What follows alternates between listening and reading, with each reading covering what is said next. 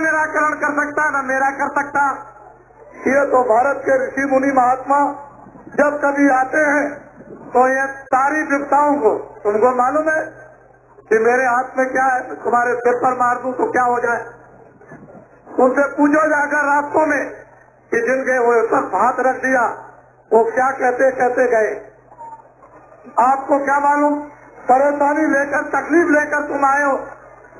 मैं एक तकलीफ तुम्हारी ठीक कर सकता हूँ, 2 तकलीफ ठीक कर सकता हूँ, 4 तकलीफ ठीक कर सकता हूँ। मेरे पास तो उसका मसाला है, मुझे तो उसका भगवान का हुक्म मिला है कि इनकी तकलीफों को सुनो, इनकी तकलीफों में शरीक हो, इनकी तकलीफों को दूर करो, इनको अपनी बात सुनाओ, इनको मेरी बात सुनाओ, इनको मानवता की बात सुनाओ, इनको अच्छे बुरे कर्मों का बोध कराओ, इनको बुराइयों से हटाओ, इनको अच्छाइयों पर चलाओ।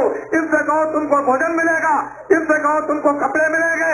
और किसानों से ये कहो कि वो वक्त और जमाना आ जाएगा कि तुम अगर मेरी बात को मान लो तो गांव की नारियां भी गले में सोना पहनती हुई सब दिखाई। अरे सोने की बात तो छोड़ो, हीरा पहनते हुए दिखाई दे। कलयुग जाएगा, सतयुग आएगा, तुमने दीवारों को पढ़ा होगा। क्या तुमने कोई हंसी बात समझी थी? अभी कलयुग गया नहीं, न सतयुग आया। लेकिन अगर राम विश्वामित्र और वशिष्ठ उनको जटा और झूठ भेद बदलकर उनको तपस्या के लिए न भेज देते तो रावण तो विश्वामित्र यहाँ से भी मरवा देते। वो दुर्वासा जो है महाभारत बैठ करके करा देते, लेकिन इतिहास नहीं बनता, ये चितार्थ नहीं होता। इतिहास तो इतिहास से बनता है। तुम्हारे कानों में नर नारी बच्चे बच्चियों के डाल दिया जाए कि कलयुग जाएगा सतयुग आएगा। अभी नहीं गया कलयुग, न सतयुग आया, लेकिन तुम्हारे कानों में कोई बात तो पहुंचाए और उस बात का तुम्हारे हृदय स्तर पर कोई काम होने लगे। काम से परिवर्तन होता है, चुपचाप रात को स्वप्न में परिवर्तन नहीं होता, इसलिए उसका इतिहास बनता है। तुम घबराओ, चिंता मत करो, बड़े ध्यान से मेरी बातों को सुनो। मैं तुम्हारे लिए ही आया हूँ और इसीलिए मैं घूम रहा हूँ, भटक रहा हूँ। मैं 4 तारीख को मथुरा से चला था इसी महीने में, और सड़कों पर उसी तरह की भीड़ है जो यहाँ मथुरा से लेकर के यहाँ तक इसी तरह की भीड़ सब जगह, कोई जगह खाली नहीं। देश का हर जन मानव पढ़ा लिखा अनपढ़ अब ऐसी दिशा और दशा में पहुंच गया है कि अपने को बदलना चाहता है। उसके मन पर कोई और चीज आ गई, उसकी बुद्धि पर कोई और चीज आ गई, उसकी आंखों पर कोई और चीज आ गई है, उसके हृदय स्तर पर कोई और चीज आ गई, उसके भाव में कोई और चीज आ गई, खड़े होने में बैठने में कोई चीज आ गई। उसमें एक परिवर्तन के संकेत सामने उभर आई, दिखाई देने लगे, और महात्मा द्वारा हमें सब परिवर्तन हुआ। अगर महात्माओं को आपने शुरू से ही आगे रख लिया होता, महात्माओं को छोड़ा ना होता, महात्माओं के उपदेश को आपने बंद न किया होता, महात्माओं ने मानवता को आपने न छोड़ा होता, मानवता पे रहते तो आज देश ये सब स्वर्ग बन जाता। लेकिन आप तो लालच में फंस गए, जरा जरा सी चीज के लालच में ईमान बेच दिया, पूरा पूरा अपना धर्म बेच दिया, पूरी पूरी अपनी सत्यता बेच दी, पूरा अपना देश बेच दिया। जब सब कुछ मनुष्यता का आपने बेच दिया तो आपके पास क्या रह गया? ये चीजें फिर से जानी पड़ेगी, उसके लिए मेहनत करना है। हमारे ऐसे सेवकों को मेहनत करनी पड़ेगी आपके साथ में। तो जो चीजें आपने फेंक दी उनको उठा करके लाना, जो चीजें आपने भर ली है अपने हृदय स्थल में उनको निकाल बाहर करना, तब जाके काम बनेगा। ऐसे काम नहीं तो समय बदलेगा। बच्चे और बच्चियों घबराओ नहीं, अब उसका समय और दिन ये हम जानते हैं कि बहुत तरह से तुम निराश हो चुके हो, तुमको कंबल डाल के लोगों ने लूट लिया, इसमें कोई संदेह वाली बात नहीं है, और तुम वैसे ही के वैसे रह गए। इसलिए वक्त और समय की बात हम तो इतना चाहते हैं कि दिन में आप काम जो भी इस समय पर करते हो हम मदद देंगे। खेती में काम करते हो, हमसे आप मदद ले सकते हो कि जिसकी खेती में 20 मन गल्ला होता है मुझसे 30 मन ले लो, मैं देने को तैयार हूँ। लेकिन यह है कि शाकाहारी जीवन बना लो। शाकाहारी जीवन किसको कहते हैं? जितने अनाज ही दिन में 100 बार खाओ, जितनी सब्जियां है दिन में 100 बार खाओ, जितने फल है 100 बार खाओ, और जितना दूध है 100 गिलास पियो, और घी है किलो खा जाओ आप, अच्छे से अच्छे कपड़े पहनो और अच्छे मकान में रहो। ये है शाकाहार। शराब मत पीना, शराब पी लोगे घर चौपट, घर बर्बाद, घर नष्ट हो जाएगा, समाज नष्ट हो जाएगा, मनुष्य नष्ट हो जाएगा, बच्चे नष्ट हो जाएंगे, स्त्री नष्ट हो जाएगी, अड़ोसी पड़ोसी नष्ट हो जाएंगे, सारा देश नष्ट हो जाएगा। ये सारा देश शराब के शराबोर में नरक बन जाएगा, और उस नरक में सब चिल्लाएंगे तो नकार खाने में कोई आवाज किसी की सुनने वाला नहीं। इसलिए शराब मत पीना। तुम ये अपना मन में प्रतिज्ञा करो कि हम अनाज खूब खाएंगे, हम सब्जी खूब खाएंगे, हम फल खाएंगे, अच्छे कपड़े पहनेंगे, अच्छे मकान में रहेंगे। हाँ, मुझसे मदद लो, मैं मदद करूंगा। मैं चाहे दूर रहूं जंगलों में, लेकिन फिर भी आपकी मदद करूंगा। सूरज तो इतना दूर रहता है, वो आपको रोशनी देता। भगवान तो सर्वव्यापी है, लेकिन वहाँ से बैठ करके सब कुछ देखता हो, तुम अंधे हो गए। जब तुम अंधे हो गए तो परमात्मा को देख नहीं सकते हो। आँख का पर्दा हटाओ, परमात्मा सामने। परमात्मा कहीं गया नहीं है, वो तुम्हारे सामने, लेकिन तुम्हारी आँख बंद हो गई। बाहर की आँख बंद हो जाए, तुम कोई चीज बाहर से नहीं देख सकते हो। इसी तरह से जो भगवान को आँख देखती है, जो दिव्य आँख ज्ञान चक्षु, वो तुम्हारी बंद हो गई, परमात्मा नहीं है। परमात्मा तो सब कुछ देख रहा, लेकिन तुम कर्मों द्वारा अंधे हो गए, जाला पड़ गया, माला पड़ गया, गंदगी आ गई है, और आँख पर तुम्हारे पर्दा ऐसा पड़ा कि फाटक लग गया, अब तुम नहीं देख सकते हो। इसलिए मैं तुम्हारी सब तरह से मदद करूंगा, तुम चिंता मत करो, घबराओ नहीं। मेरा हाथ भी लगेगा, मैं आँख से भी देखूंगा, मैं और तरह से भी, संकल्प से भी आपकी मदद करूंगा। हर तरह से आपकी मदद करना चाहता हूँ, क्योंकि मैं सेवक हूँ। मुझे तो आपके कष्टों को देख करके हृदय में बड़ी तकलीफ है, बड़ा दुख है। हम देखते हो कितनी मेहनत करते हैं, हमारी मेहनत को चल करके 10 फीट तक देख लो कि मैं कितनी मेहनत करता हूँ। मैं तो बुढ़ा आदमी हूँ, लेकिन मेरी जितनी मेहनत जमा नहीं कर सकता। इसलिए अब आप, मैं ये चाहता हूँ पहले कि दिन में काम बच्चों की सेवा, मैं परमात्मा का सीधा सादा ऊंचा सरल, स्त्री चारपाई पे लेट के, पुरुष चारपाई पर लेट के खेत में काम करो। वहाँ सुबह दोपहर में जब तुमको 24 घंटे में समय मिल जाए, 2 मिनट 4 मिनट मेहनत करो, तो 4 मिनट मेहनत की मजदूरी ले लो। भगवान का मनुष्य मंदिर में ऐसा दरवाजा है भजन करने का कि जितनी मेहनत करो, 1 मिनट करो तो 1 मिनट की मजदूरी लो, 2 मिनट करो तो 2 मिनट की मजदूरी, 10 मिनट करो तो 10 मिनट की मजदूरी आपको तुरंत मिल जाएगी।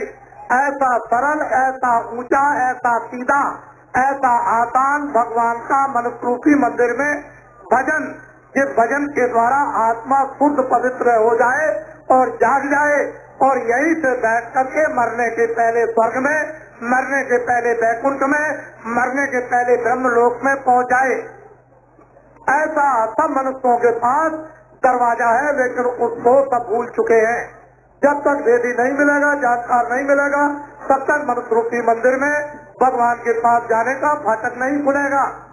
वो फाटक हो गया बंद, और वो मैं खोलने के लिए आपका फाटक आया हूँ। इसलिए मैं कहना तो चाहता हूँ कि तुमको बहुत कुछ दे दूं, लेकिन तुमको लेना नहीं आता, और दे भी दूं तो रखना नहीं आता है। तो धीरे से पहले तो बर्तन बनाना पड़ेगा कि जो कुछ दिया जाए उसको ले लिया जाए, और जो ले लिया जाए उसको रख लिया जाए, और रखने के बाद उससे लाभ ले लिया जाए। तो ऐसा बर्तन जब बनाया जाता है, दूध रखोगे खराब बर्तन में फट जाएगा, कपड़ा गंदा पहनोगे तो बदबू आएगी, घर में झाड़ू नहीं लगाओगे तो बैठा नहीं जाएगा, जहाँ जानवर बसते गोबर नहीं उठाओगे तो दरवाजे को लोग हसमुन कहेंगे। ये तो तुमको सफाई करनी पड़ेगी, तो मन की, बुद्धि की, चित्त की, अंतःकरण की सफाई करनी होगी, और इसके लिए महात्मा को धोबी बनना पड़ेगा। वो धोबी को घृणा नहीं करनी है। तुम किसी भी जात पात के छोटे बड़े हो, उसको कोई घृणा किसी तरह की नहीं, उसकी दृष्टि में मनुष्य है। जब पैदा हुआ था तो कोई जात लेकर नहीं आया, न कोई भाषा लेकर आया। तुम्हारी ये बनावट भी, तुम बनावट से फंस गए, जब जाने लगो तो क्या जात लेकर जाओगे? जैसे आए वैसे चले जाओगे, न कुछ लेकर आए न कुछ लेकर जाओगे।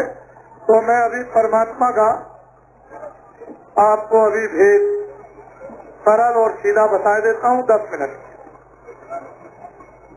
जिसको मंत्र कहते हैं, जिसको दीक्षा कहते हैं, जिसको गुरुमंत्र कहते हैं, ये हमारे यहाँ नहीं कहा जाता। कलयुग में कहा जाता है नामदान। नामदान के बराबर दुनिया में कोई दान नहीं, न सोना है, न चांदी है, न हीरे। सारा संसार अगर दे दीजिए आप दान में तो उसके बराबर कुछ भी दान नहीं। ऐसा अनमोल आत्माओं का दान और मनुष्य रूपी मंदिर में उसका खजाना भरा हुआ है और तुमको उसका मालूम नहीं, और तुम ऐसे ही रोते चिल्लाते चले जा रहे हो। अगर तुमको ये संपत्ति, ये दौलत मिल जाए तो तुम कृतज्ञ न हो जाओ, तुम सुखी न हो जाओ, तुम प्रसन्न न हो जाओ, तुम आनंदित न हो जाओ। लेकिन तुमको ये चीज मिली नहीं तो मैं तुमको देता हूँ, घबराओ नहीं। सीधी सरल जो मैं बोलूंगा सब लोग एक साथ एक आवाज में बोलना। मैं भगवान का जो नाम बोलूंगा आप लोग सबके सब एक आवाज में बोलना, और सबकी आवाज धीरे धीरे मेरे कानों तक आनी चाहिए, ताकि मैं ये समझ जाऊं कि आप शुद्ध नाम का उच्चारण कर रहे हो। पहले मैं बोलूंगा, उसके बाद आप। जब मैं चुप हो जाऊंगा कैसे बनती है और कैसे चलेगी? लोग अगर आकर के पूछे तो मैं देश के लोगों को रास्ता बता दूं, सारे देश के प्राणी सकुशल हो जाए, सारे देश के प्राणी संपन्न हो जाए, सारे देश के प्राणी भरपूर हो जाए। लेकिन ये लोग पूछते नहीं है ऋषियों मुनियों महात्माओं से। ये संकट काल में एक ऐसा रास्ता पूछना चाहिए कि इसकी जो व्यवस्था भ्रष्ट हो गई, ये भ्रष्ट व्यवस्था है। अधिकारी, कर्मचारी, सेठ, साहूकार, ये बच्चे भ्रष्ट नहीं है, ये भ्रष्ट व्यवस्था है। उसी व्यवस्था को शुद्ध कर दो तो सब काम बिल्कुल ठीक बन जाएंगे। लेकिन मैं ऐसे क्यों बता दूं? मेरे पास तो उसका निदान है, मैं तो आपको करके दिखा दूंगा और फिर आपसे ये पूछूंगा कि मैंने जो कहा वो करके आपको देखिए दिखाया कि नहीं, करवा दूंगा। मैंने ऐसे आदमी तैयार कर दिए, आप घबराते क्यों हैं? आप चिंता क्यों करते हैं? अगर राम ने बोरा पैर लिया, कृष्ण ने बोरा पैर लिया और मोहम्मद ने बोरा पैरा और गीता मसीह ने बोरा पैरा तो करोड़ों ने बोरा पैर लिया। इनमें कुछ है? ऐसी बात नहीं है। आज के युग में बोरा पैर कर कोई चीज है, ये आपके लिए होगी। महात्मा सब आपके लिए तैयार करते हैं, वो ऐसा नहीं। ये भगवान की सृष्टि है, ये धर्म भूमि है, ये कर्म भूमि है। जब यहाँ कर्म बिगड़ेंगे और धर्म नष्ट हो जाएगा तो परमपिता परमात्मा किसी न किसी को भेजेगा। अब ये बताओ, हमने कुछ बुरा तो नहीं कहा? बोलो बच्चे, हमने कुछ बुरा तो नहीं कहा? तो ये बताओ, हमने किसी की बुराई तो नहीं की है? अरे जोर से बोलो, हमने सरकार की बुराई तो नहीं की है? तो मैंने सेठ, साहूकार, अधिकारियों की बुराई तो नहीं की? तो ये बताओ, मैंने बच्चों और किसानों की कोई बुराई तो नहीं की है? अब मैं रात्रि को यही रहूंगा। आप किसी जगह खड़ा रहेगा, सुबह प्रस्थान करेगा।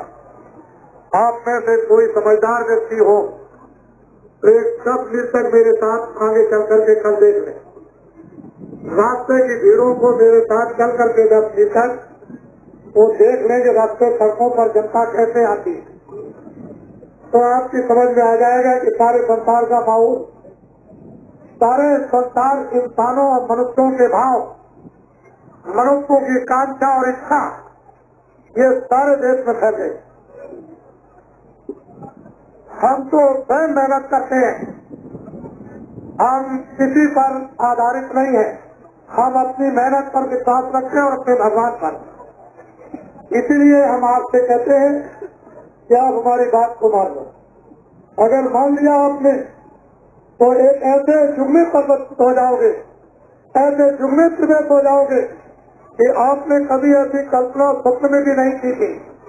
और नहीं तो वो कष्ट आएगा, वो तकलीफ आएगी कि सारी दुनिया के लोग ऐसे खड़े होकर के रोएंगे। लेकिन मैं तो समय पर भी आपकी मदद करूंगा।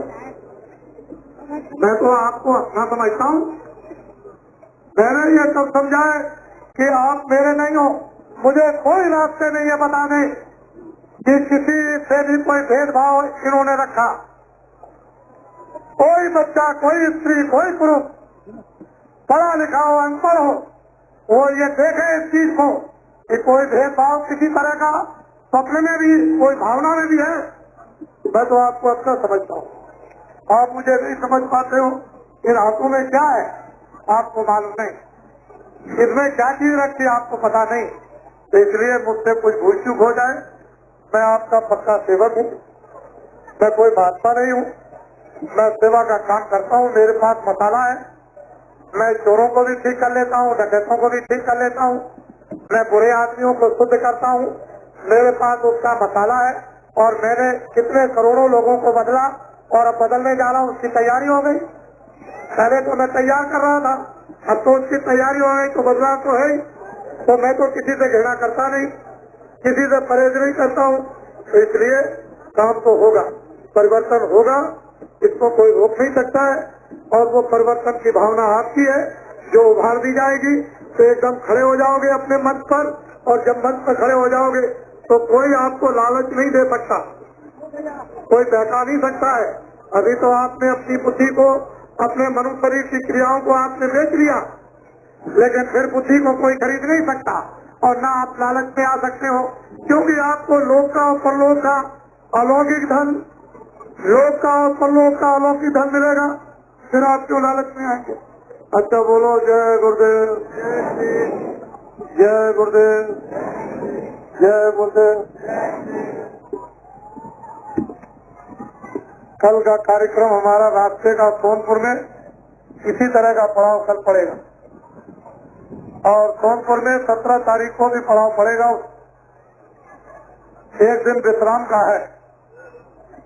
इसी तरह के कार्यक्रम रास्ते में करता हुआ और ऐसा ही कार्यक्रम जनसमुदाय के सामने सोनपुर में कल है, शाम को 3 बजे ये शुरू होगा और फिर वहीं पर पड़ाव पड़ जाएगा और 17 तारीख को वहीं रहेगा। उसके बाद ये 10,000 किलोमीटर की यात्रा है, 10 प्रांतों की 90 दिन की, 90 दिन बराबर इसी तरह से, और 10 प्रांतों की और 10,000 किलोमीटर की यात्रा है। ये छोटा काम नहीं है। जिस तरह से बहनें अपने भाई को राखी बांधती है, ऐसे ही संकल्प जब सिद्ध किया जाता है, जब पका लिया जाता है, तो इसी तरह से संकल्प का एक धागा तैयार करके और फिर कर लिया जाता है, फिर आपको बांधा जाएगा। वो संकल्प का धागा है, ये चारों तरफ से बन जाएगा, फिर आप देखिएगा। बोलो जय गुरुदेव, जय गुरुदेव। खड़े हो जाओ, खड़े हो जाओ, सब लोग मेरी तरफ देखो, सब लोग खड़े हो जाओ, अपने हाथ को ऊपर करो, हाथ नीचे करो। बोलो, जो जितने टैक्स है, तेल के, डीजल के, खाद के जितने बढ़े हैं, क्या तुम चाहते हो कि लगे रहे? इनको खत्म कर दिया जाए? तो जरा हाथ तो उठाओ। ये देखो, अधिकारीगण दिल्ली में लिख दीजिए, ये लोग चाहते हैं कि ये खत्म जो बढ़ा है टैक्स इस जनता पर, किसानों पर, इसी पर बोझा ये तिलमिला गए, इसको खत्म कर दिया जाए। और नया जब कभी भी वो सदन चले तो नए बजट में कोई किसानों पर नया करना लगाया जाए, ना लगाया जाए। देखिए इधर, इनको हाथ नीचे कर लो, ये बहुत बड़ी चीज है। दिल्ली के लोगों सुन लो इस बात को, ये जनता कह रही है, इससे पूछिए। और जब कभी टैक्स लगाओ तो जनता से पूछो उससे।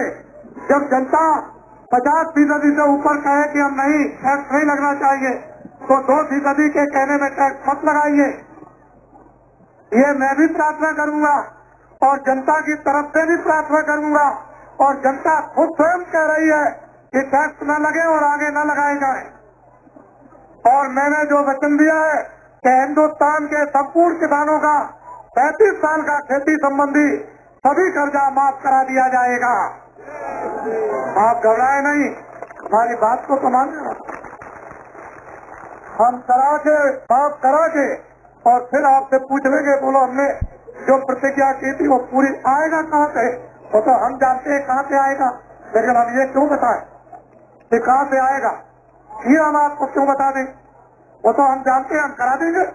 हम तुमको वचन देते हैं फिर क्या बात, ये टाट तैरने वाले आपके पास मेरी बातों को लेकर आएंगे, इनकी बातों पर पूरा विश्वास करना कि ये बाबा जी के भेजे हुए हैं जो हमारे पास तक आए।